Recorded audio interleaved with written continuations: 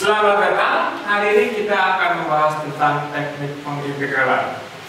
Oke. Pada papan tulis kita lihat daftar-daftar integral yang sudah kita pelajari sebelumnya. Oke. Kalau kita lihat satu persatu,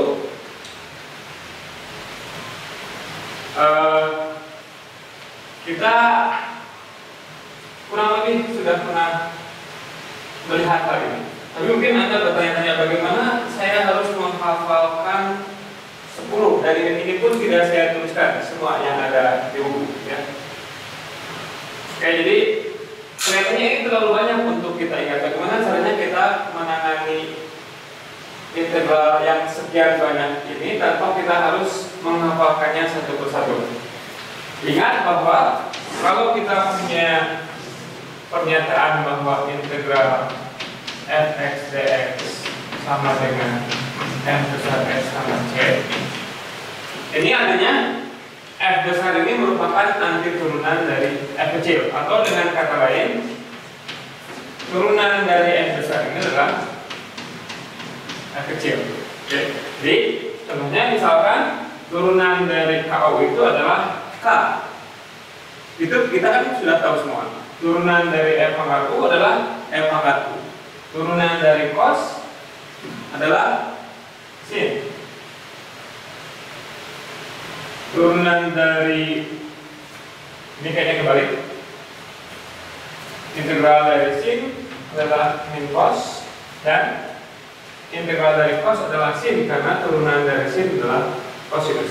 Oke. Jadi kalau kita lihat dari kacamata turunan, integral yang ada di daftar ini bukan merupakan suatu yang aneh. Kita sudah tahu hampir semuanya. Mungkin yang perlu Anda ingat lagi adalah turunan dari fungsi inverse trigonometri. Yang terpenting adalah arccosinus dan tangent inverse, gabus tangan ya. Turunan tangent inverse adalah 1/1 tambah U kuadrat. Turunan dari sin inverse 1/akar 1 min U kuadrat. Yang lainnya kurang lebih kita sudah hafal ya. Jadi ingat, meskipun kelihatannya banyak, tapi ini hanyalah merupakan turunan yang dituliskan dalam notasi integral. Nah, sekarang kalau kita punya persoalan integral yang baru, maka pertama-tama yang bisa kita lakukan adalah apakah integral tersebut bisa kita ubah bentuknya sehingga menyerupai salah satu di antara integral yang sudah ada di daftar ini ya. Oke, mungkin kita lihat contoh bagaimana melakukan hal tersebut. Misalnya kita punya persoalan, tentukan integral dari x kuadrat dibagi cos kuadrat x pangkat 3 x. Salah satu modal kita adalah metode substitusi yang sudah kita bahas sebelumnya. Oke, kalau kita lihat sepintas, sepertinya ini tidak mirip dengan salah satu di antara integral-integral yang tadi kita daftarkan ya. Tidak ada yang mirip sepertinya. Oke, mungkin kita sedikit bermain-main, sedikit mencoba-coba. Pertama, patokan kita adalah kita ingin menyederhanakan notasi yang ada pada integral. Misalkan di sini kita lihat bahwa ini x pangkat 3 itu kelihatannya rumit. Bagaimana kalau kita gantikan si x pangkat 3 ini dengan satu simbol saja? Misalkan kita substitusikan, katakanlah v sama dengan x pangkat 3. Oke, maka apa yang terjadi? dv sama dengan 3x kuadrat dx ya. Kalau kita lihat-lihat pada integral kita memiliki x kuadrat dx, sebagaimana kita memiliki x kuadrat dx di sini. Nah, itu merupakan salah satu indikasi bahwa kita sudah melakukan metode substitusi yang benar. Kita sudah berada di jalan yang benar. Kalau ini dengan kata lain, kita peroleh sepertiga dv itu adalah x kuadrat dx. Artinya si x kuadrat dx-nya bisa kita gantikan dengan sepertiga dv. Jadi integral yang asli tadi sama saja dengan sepertiga dv. Kita tuliskan seperti ini. Ingat bahwa K karena sepertiga tidak bergantung kepada V, kita bisa bawa dia ke depan integral. Kemudian dibagi dengan cos kuadrat X pangkat 3, tapi X pangkat 3 nya sudah kita tuliskan sebagai V. Oke, nah sekarang kita lihat ada tidak di antara integral yang ada pada daftar kita tadi yang bentuknya seperti ini. Well, kalau kita lihat ya, tidak ada salah satu pun yang di bawahnya berbentuk cos kuadrat. Tapi hal ini tidak membuat kita berputus asa. Kita ingat bahwa sepercos itu adalah sekant. Berarti ini itu sama dengan sepertiga integral sekant kuadrat V dV. Nah sekarang kita punya integral ini pada daftar kita. Ya. Jadi hasilnya sepertiga tangan V ditambah C, kemudian V nya kita gantikan lagi dengan X pangkat 3. Jadi hasilnya sepertiga tangan X pangkat 3 ditambah C. Ya, seperti itu. Oke. Jadi kita berusaha melakukan substitusi untuk membuat integral kita menyerupai salah satu di antara integral yang ada pada daftar tadi. Oke. Kita lihat contoh yang lain.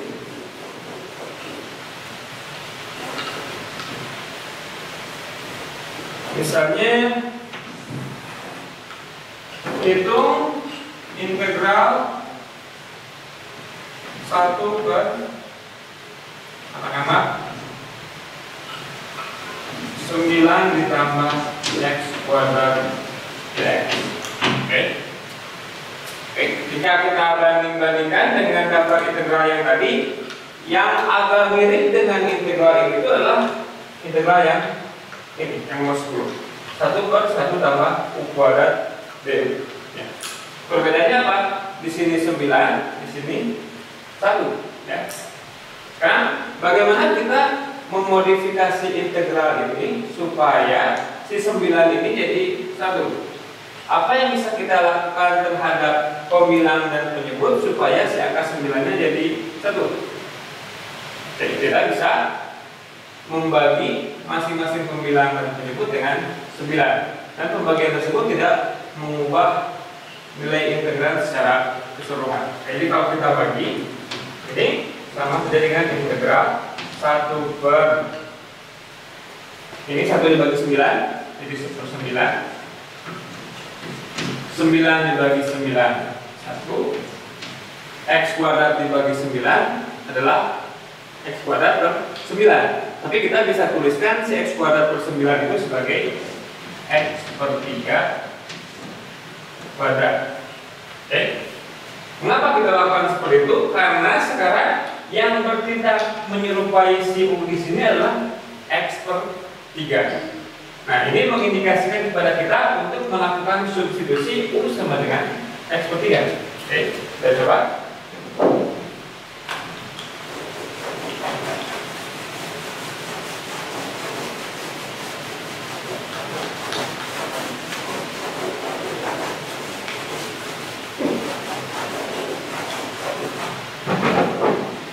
Di hasilnya, oke, kita substitusikan U sama dengan X per 3. Berarti DU itu sama saja dengan sepertiga dx. Atau dengan kata lain 3DU sama dengan X.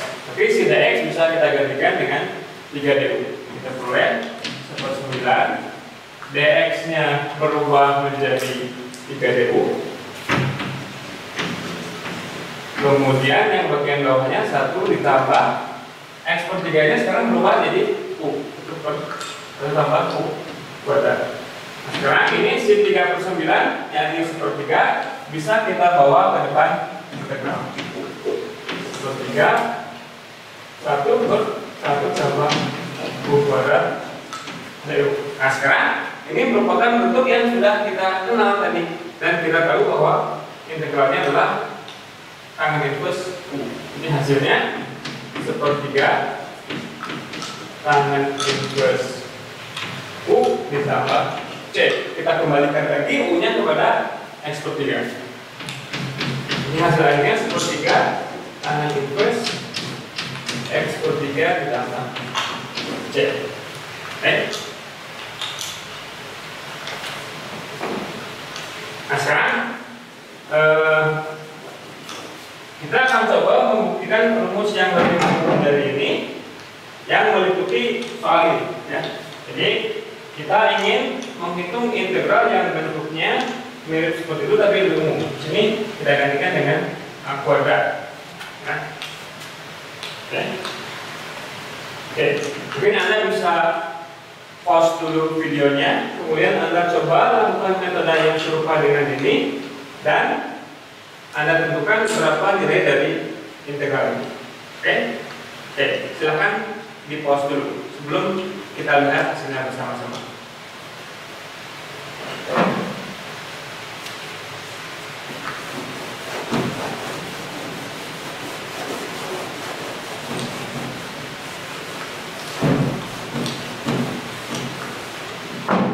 Oke, sekarang mari kita cek apakah apa yang Anda kerjakan sama dengan apa yang akan kita bahas sekarang. Kalau kita mengikuti prosedur di atas, kita misalkan mungkin kita tulis ulang dulu si integral 1 per A kuadrat tambah U kuadrat, kita bagi masing-masing dengan A kuadrat, jadi 1 per A kuadrat 1 ditambah U per A kuadrat. Oke. Kita misalkan V sama dengan U per A, dV adalah 1 per A du ya, per A du. Berarti si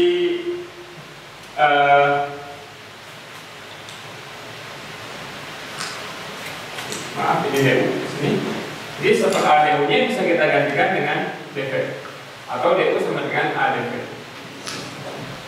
1 per A kuadrat, du-nya kita gantikan dengan A dV, yang bawah menjadi 1 ditambah V kuadrat. Hasilnya menjadi ini 1 per A kuadrat dikali A 1 per A, kita bisa bawa ke depan dV per 1 tambah V kuadrat. Hasilnya 1 per A tangen inverse V ditambah C, tapi V itu adalah U per A. U per A tangen inverse U per A ditambah C. Gimana? Hasilnya apakah sama yang Anda kerjakan dengan ini?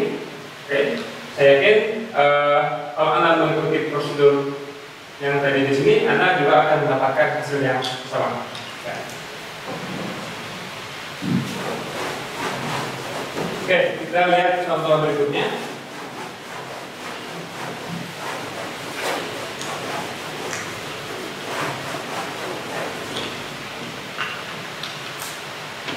Integral 1 dibagi X kuadrat ditambah 6X tambah 14 misalkan ya, X. Oke. Lagi-lagi kalau kita cek tidak ada di antara integral yang terdapat pada daftar kita yang di bawahnya bentuk kuadrat seperti ini, atau jangan-jangan ada ya? Sebentar, ini kan sebetulnya ekspresi kuadratik, yang ini juga merupakan ekspresi kuadratik. Bisa tidak kita menulis ulang ekspresi pada penyebut ini sebagai suatu kuadrat ditambah bilangan kuadrat? Oke. Untuk melakukan hal tersebut, kita mencoba untuk melakukan melengkapi kuadrat sempurna. Jadi kita tulis ulang sebagai X tambah 3 kuadrat. Ini kalau kita jabarkan hasilnya X kuadrat ditambah 6X ditambah 9. Agar hasilnya pas ditambah 14, kita harus tambahkan 5 X. Nah, sekarang ini sudah mirip-mirip seperti ini. mungkin bilang nggak mirip di sini 5, kalau di sana itu bentuknya A kuadrat. Oke, kalau ingin bentuknya kuadrat, ya kita tuliskan aja sebagai akar 5 dikuadratkan. Oke, sekarang gimana? Sudah sama nggak dengan ini? Kelihatannya sudah hampir sama kecuali di sini. Kalau di sana itu DU dan di bawahnya U kuadrat. Kalau kita ingin memanfaatkan hasil yang di sana, ini harusnya X tambah 3 juga. Oke, kalau begitu kita paksa si X tambah 3 ini menjadi suatu variabel. Kita misalkan W sama dengan X tambah 3, DW sama dengan DX. Berarti sekarang ini 1 per akar 5 kuadrat ditambah X tambah 3 nya menjadi W kuadrat, dx nya persis sama dengan dw. Nah sekarang kalau kita lihat, ini merupakan bentuk integral yang sudah kita kerjakan tadi. Dan hasilnya apa? Hasilnya menurut perhitungan kita tadi 1 per A, berarti 1 per akar 5 A plus tangan W dibagi akar 5. Karena soal awalnya menyatakan dalam variabel X, hasil akhirnya juga harus kita kembalikan dalam variabel X. Untuk itu, kita tulis ulang saja, si W nya kembalikan ke X tambah 3.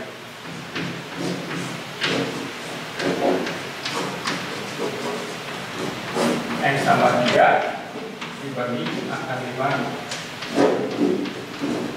Oke, jadi seperti itu caranya.